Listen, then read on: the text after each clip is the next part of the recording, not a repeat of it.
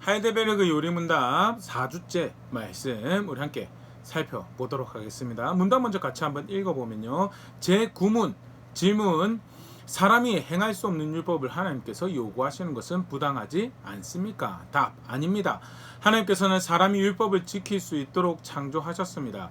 그러나 사람이 사단의 유혹과 자신의 고의적 불순종으로 자신뿐만 아니라 자신의 모든 후손들에게서 그러한 하나님의 선물을 빼앗았습니다. 제10문 질문: 하나님께서는 그런 불순종과 반항을 벌하지 않고 내버려 두십니까?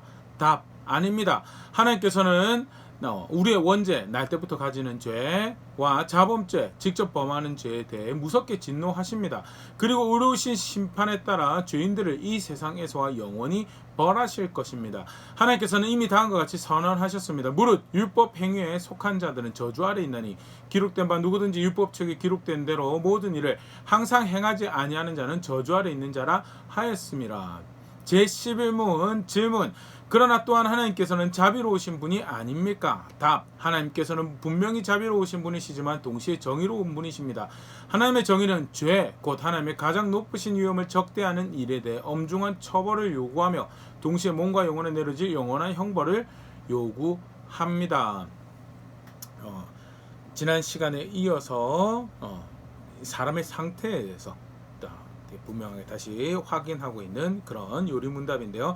관련해서 차차 함께 생각해 보도록 하겠습니다. 먼저는 지난 시간에 하나님 법을, 하나님 사랑하고 사람 사랑하는 법을 지킬 수 없는 사람의 상태에 대해서 살펴보면서요. 그것이 어디서부터 기인됐는가라고 할 때 아담의 범죄에서 기인되었다라고 하는. 그러면 아담의 범죄에서 기인하여 그의 후손들은 사실은 이제 이 의를 행하는 것을 무능하고 본능적으로 부패한 이 상태에 있는데, 그런 사람에게 하나님 법을 요구하신 것은 거룩한 기준을 요구하시는 것은 부당한 거 아닙니까? 라는 의문이 들 수 있는 부분에서 아니다. 왜? 하나님은 애시당초 사람을 만드실 때 그것이 가능하도록 만드셨기 때문에. 쉽게 말해서 죄에 대한 책임이 하나님께 있는 것이 아니다. 쉽게 말해서 무능한 존재에게 과한 기준을 요구한다는 것은 그럼 그 과한 기준을 요구하는 하나님께 책임이 있는 것이 아닙니까? 라는 반문이 들 수 있는 부분에 대해서, 아니, 하나님은 사람에게 필요한 모든 것을 이미 주셨다는 것. 우리 지난 시간에 살펴봤었죠. 성경 그것을 그렇게 표현하고 있습니다. 하나님의 형상으로 만들어졌다는 것. 다시 한번 차근차근 살펴보면요. 창세기 1장 31절: 하나님이 지으신 그 모든 것을 보시니 보시기에 심히 좋았더라. 저녁이 되고 아침이 되니 이는 여섯째 날이니라. 심히 좋았다라고, 여기 좋았다라는 것은 총체적인 선함을 이야기합니다. 히브리 단어 토브라는 단어인데요. 양적으로 풍성한 것을 의미하고 질적으로 선한 것을, 아름답고 충분하고 풍성한 모든 것, 총체적인 그 선함을 담아내는 표현이 토브라는 거고, 만들어진 세상을 볼 때 그 가운데 거하는 사람을 볼 때 토브하다, 심히 좋았다라고 이야기하는 것이 사실 사람의 하나님 만드신 사람의 본래 모습이었다. 더 나아가서 창세기 1장 28절: 하나님이 그들에게 복을 주시며 하나님이 그들에게 이르시되 생육하고 번성하여 땅에 충만하라, 땅을 정복하라, 바다의 물고기와 하늘의 새와 땅에 움직이는 모든 생물을 다스리라 하시니라. 복받기 합당한 존재라고 여겨졌던 것이, 하나님께서 복받기 합당하다고 여겨졌던 존재들이 누구냐? 그게 사람이죠. 그 정점으로 묘사된 표현이 창세기 1장 26절: 하나님이 이르시되 우리의 형상을 따라 우리의 모양대로 우리가 사람을 만들고 그들로 바다의 물고기와 하늘의 새와 가축과 온 땅과 땅에 있는 모든 것을 다스리게 하자 하시고 하나님 형상으로 만들어졌다는 것이었습니다. 하나님 보시기에 심히 선하고 하나님 보시기에 복받을 만한 존재가 되는 거예요. 하나님 만드신 본래 사람의 모습이었다라고. 그리고 하나님께서 그들에게 마땅히 행할 바를 알려주. 이사야 48장 17절 표현인데요. 너희가 구속자시오 이스라엘의 거룩하신 이이신 여호와께서 이르시되 나는 너에게 유익하도록 가르치고 너를 마땅히 행할 길로 인도하는 너의 하나님 여호와라. 마땅히 행할 바에 대해서 알려주시는 하나님. 과하거나 부족하거나 하지 않다. 마땅히 선한 존재로, 복된 존재로 만들어진 사람이 살아가야 될 바를 가르치셨고요. 범죄하기 전에 아담에게 마땅히 행할 바는요, 하나님 뜻을 존중하여서 임의로 모든 것을 먹을 수 있다, 취할 수 있다. 그러나 동산 가운데 있는 선악을 알게 하는 나무 실과는 먹지 말라. 마땅히 절대 과하거나 부족한 것이 아니었다는 것. 그렇기 때문에 범죄한 사람과 그에 해당하는 죄의 책임은 전적으로 사람의 문제였다는 것. 실제로 아담의 범죄에서는요, 사단의 유혹이 물론 존재합니다. 그 사단이 벌 받죠.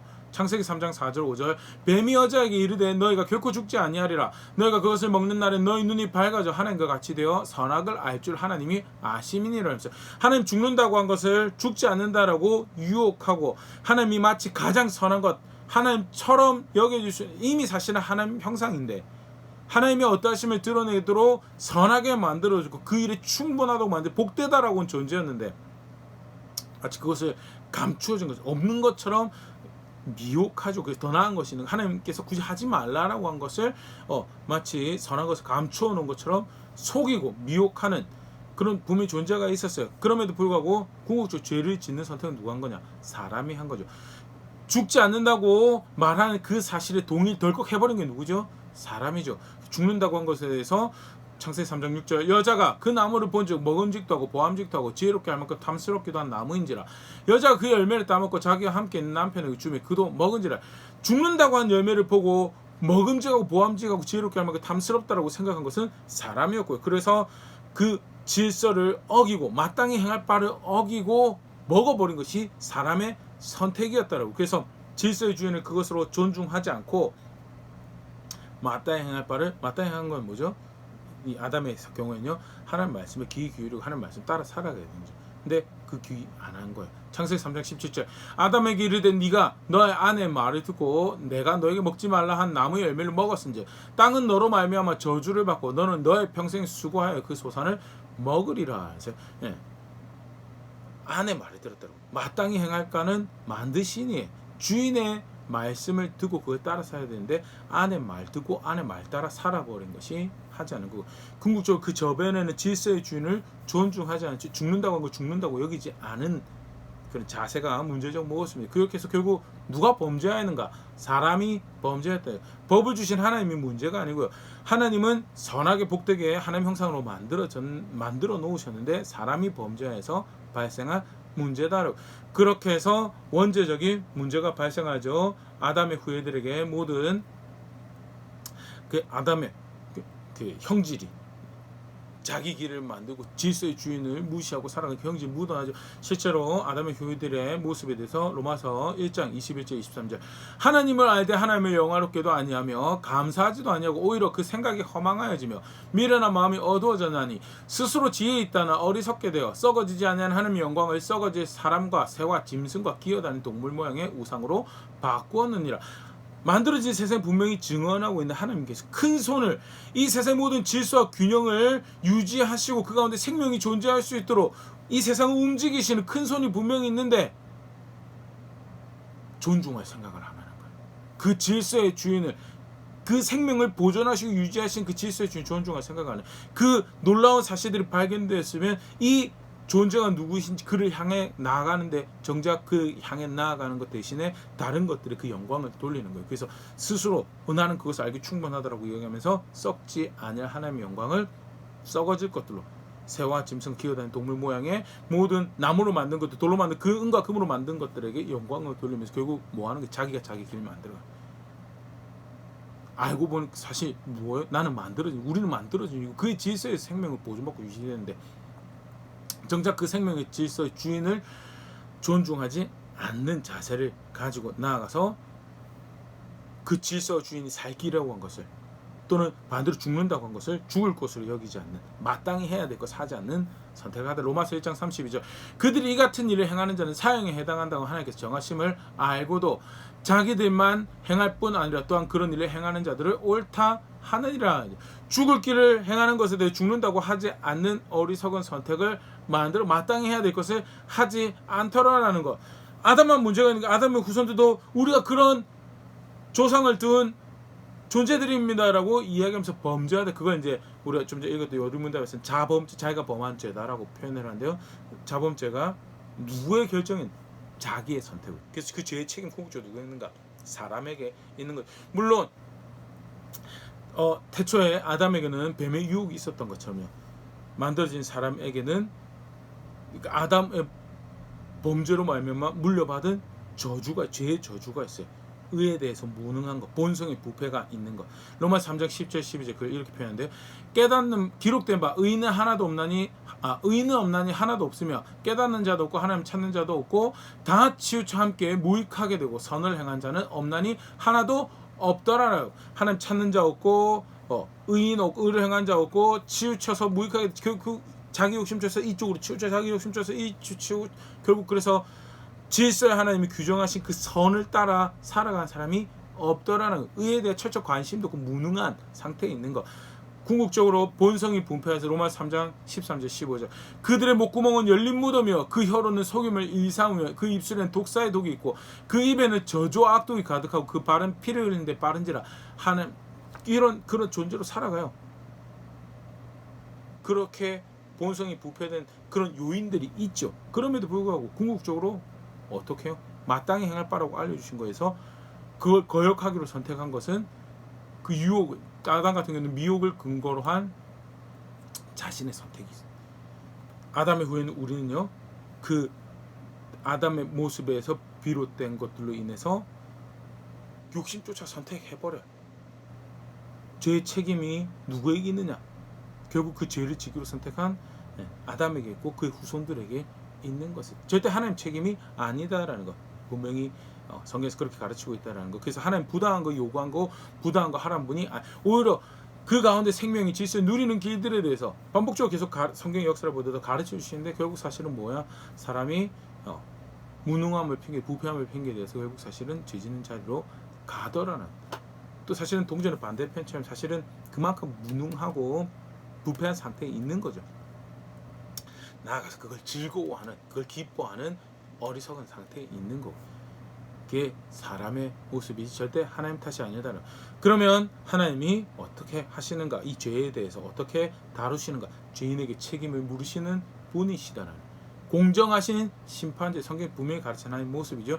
시편 5편 4절에서 6절 주는 죄악을 기뻐하는 신이 아니시니 악이 주와 함께 머물지 못하며 오만한 자들이 주의 목전에 서지 못하리이다. 주는 모든 행악자를 미워하시며 거짓말하는 자들을 멸망시키리이다. 여호와께서는 피 흘리기를 즐기는 자와 속인 자를 싫어하시는 죄악을 기뻐하는 신이 아니시고 악이 주와 함께 머물지 못하고 피 흘리기 즐거워하는 자 속인 자를 싫어하시는 미워하시는 의로우신 분이시고 거기에 대해서 죄라고 하면서 공정하게 심판을 가하시는 분이시다. 그렇기 때문에 사람이 범한 죄에 대해서 공정하게 그 죄의 책임을 물으시죠. 로마서 6장 23절 죄의 삭은 사망이요. 영원하신 하나님을 대적한 그 생명의 주인을 대적한 결과이기 때문에 마땅히 받을 그 죄의 책임은 애시당초 그래도 죄의 경중이 있지 않습니까? 경중이 있습니다. 근데 그 모든 죄 자체가 사실 누구를 대적하는 거예요? 생명이신 하나님을 그의 질서를 거역하고 대적한 결과이기 때문에 죄 크고 작은 것 상관없이 일단은 그 생명을 대적한 결과로 죽임에 처하게 된 그 하나님을 대적한 결과는 죽는 것이다라는 것이 사실 거기에 대해서는 토를 달거나 그럴 그게 없죠. 작은 죄 자체도 뭐한 거냐 생명의 질서를 생명의 주인을 대적한 거예요. 큰 죄도 생명의 주인을 생명의 질서를 대적한 거고 그래서 죄의 싹은 사망인다라고 포괄적으로 이야기하고 있고 그게 불의한 게 아니고 그 공정하지 않은 게 사실 그게 죄가 야기하는 본래적 모습. 사람은요 태어납니다. 그런데 궁극적으로 어떻게 돼요? 죽음을 향해서 달려가요. 왜? 아담의 후손으로 태어나서 그 본성이 부패된 상태로 그걸 즐거워하고 살아가면서 그걸 기쁨으로 살아가 끝까지 달려가지고 그 끝에 꼬린 지점에 환대하는 기뻐하는 그게 있을 줄 진정한 낙이 있을 줄 알았는데 결국 사실은 뭐예요? 죄의 결과로서 목적지를 향해 달려가는 거기 때문에 결국은 모든 사람이 죽는 것이 결정되어졌죠. 근데 사실 굉장히 비참한 모습. 그 어느 누구도 거기서 피해갈 수 있어. 돈이 많건 작건 권력을 가졌건 권력을 못 가졌건 어느 지역에 어느 무한을 어떤 언어를 사용하는 상관없고 피부색이 어떻고 상관 모든 사람은 어떤 모습으로 살아가는 상관없어요. 글로 달려가. 그 내 모든 수고의 종점이 어디냐? 죽음이다. 사실 저주 가운데 살아가는 모습이죠. 뭐의 결과야? 죄의 결과고. 그만큼 공정하게 죄를 죄라고 심판하시는 분이 우리 하나님이셔요. 더 나아가서 단순히 육신의 죽음으로 끝나는 거 그게 아니죠. 데살로니가후서 1장 8절 9절 하나님을 모르는 자들과 우리 주 예수의 복음에 복종하지 않는 자들에게 형벌을 내리시리니 이런 자들은 주의 얼굴과 그 힘의 영광을 떠나 영원한 멸망의 형벌을 받으리로다. 영원한 멸망의 형벌을 받는다. 하나님 뜻을 거절하고 그 질서, 생명의 질서를 거절한 결과가 뭐냐? 육신의 죽음으로 끝나지 않고 영원한 멸망의 형벌을. 근데 사실은 죄질을 생각해 보면 마땅한 모습이 대적하신 그 존재가 누군데? 영원한 생명의 하나님이시고. 그래서 그 생명의 질서를 거역한 저는요, 단순히 육체의 한순간의 죽음으로 끝나는 것이 영원한 멸망의 형벌을 당하는 자리에 간다는 그 성경에서 가르치고 있는 하나님 분명히 그 일을 행하시고요. 행하실 것이다라는. 그래서 신뢰할 만한 공의와 정의의 심판자가 되신 분이 더불어서 근데 성경에서는 그 모습만 가르치는 것이 그는 사실 소망이 없어요 사람에. 그런데 또 어떤 하나님이신가? 출애굽기 34장 6절 7절 여호와께서 그의 앞에 지나시며 선포하시되 여호와라 여호와라 자비롭고 은혜롭고 노하기를 더디하고 인자와 진실이 많은 하나님이라. 인자를 천대까지 베풀며 악과 과실과 죄를 용서하리라. 그러나 벌을 면제하지는 아니하고 아버지의 악행을 자손 3, 4대까지 보응하리라. 보응하시는 하나님이시죠. 죄를 죄라고 하시는, 면제하지 않고 죄를 죄라고 하시는 하나님이시라고. 죄에 대해서 보응하시는 하나님. 그런데 동시에 어떤 하나님이시냐고요. 자비롭고 은혜롭고 노하기를 더디하고 인자와 진실이 많은 하나님이시고 용서하시는 하나님이시다라는 거.